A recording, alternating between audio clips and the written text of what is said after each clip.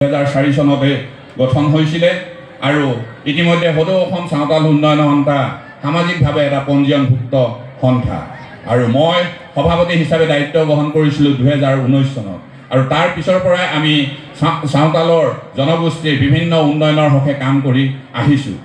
আমি প্ৰথম পৰ্যায়ত আমাৰ মাননীয় মুখ্যমন্ত্ৰী সৰ্বানন্দ সোণোৱাল ডাঙৰীয়াক লগ কৰিছিলোঁ। তাৰ পৰৱৰ্তী সময়ত আমি ডক্টৰ হিমন্ত বিশ্ব শৰ্মা ডাঙৰীয়াক লগ কৰিছোঁ আৰু অসমত আমি এটা কথা আমি স্বীকাৰ কৰিব লাগিব, অসমত ভাৰত স্বাধীন হোৱাৰ পিছত অসমত বহুত কেইখন চৰকাৰ পাৰ হৈ গ'ল। আপোনাৰ বিভিন্ন দলৰ চৰকাৰ, বিভিন্নজন মুখ্যমন্ত্ৰী হৈ গ'ল, কিন্তু আমি এতিয়া ভাৰতীয় জনতা পাৰ্টীৰ নেতৃত্বাধীন ডক্টৰ হিমন্ত বিশ্ব শৰ্মা ডাঙৰীয়াৰ মুখ্যমন্ত্ৰীত্বত আমি এইটো কথা স্বীকাৰ কৰিব লাগিব, তেখেতেহে আমাৰ চাওতাল জনগোষ্ঠীক প্ৰথমবাৰৰ বাবে মাঝি থানসমূহ দিছে।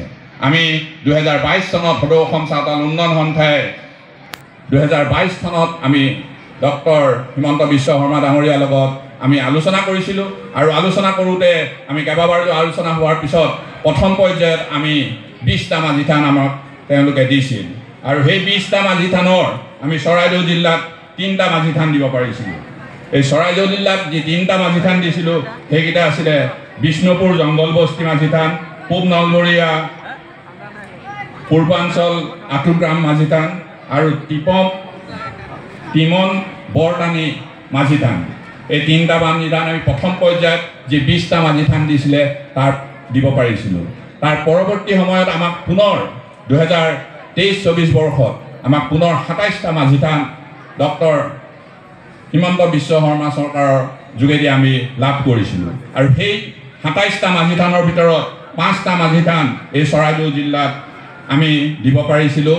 আমাৰ সদৌ অসম চাওতাল উন্নয়ন সন্থা চৰাইদেউ জিলা সমিতিৰ সভাপতি সম্পাদক তথা আমাৰ কেন্দ্ৰীয় কাৰ্যনিৰ্বাহক জিতেন চৰেণ এখেতসকলৰ লগত আলোচনা কৰি আমি যি পিছত 5টা দিছিলোঁ সেইকেইটা আছিলে দেওপানী হাবি মাঝি থান, তাৰপিছত আছিলে লেটৰ পুখুৰী আঁটু মাঝি থান আৰু কৈলাডুবি মাঝি থান আৰু টিয়ক বালিজান আঁটু মাঝি থান আৰু তামোলবাৰী আঁটু মাঝি থান। আমি তাৰ পৰৱৰ্তী সময়তো আপোনালোকক জনাবলৈ পাম আমি সুখী হ'ম আৰু এই বছৰটো আমি পুনৰবাৰ আমি অসম চৰকাৰৰ হাতত দিছোঁ, পুনৰ 8টা মাঝি থান চাগে আপোনালোকৰ চৰাইদেউ জিলাত আমি দিব পাৰিম। এই মাঝি থানসমূহৰ কাৰণেই আমি অসমৰ ডক্টৰ হিমন্ত বিশ্ব শৰ্মা ডাঙৰীয়াক আমি মুকলি মনে আমাৰ চাওতাল ৰাইজে তেখেতক আমি ধন্যবাদ জনাব লাগিব আৰু সেয়ে আজি দেখিছোঁ এই মাঝি থানৰ এক সিফালে ধুনীয়াকৈ তেখেতসকলক সদৌ অসম চাওতাল উন্নয়ন সন্থাৰ তৰফৰ পৰা কৃতজ্ঞতা জ্ঞাপন কৰি এখন বেনাৰ ইতিমধ্যে আঁৰি থোৱা দেখা পাইছোঁ। আমি উদ্যোক্তাসকললৈ এই ক্ষেত্ৰত আমাৰ তৰফৰ পৰা ধন্যবাদ জনাইছোঁ। আমি সদৌ আৰু বৰ্তমান চৰকাৰে আমাৰ চাওতালসকলৰ কাৰণে আৰু এটা কাম কৰি থৈছে। আজি 30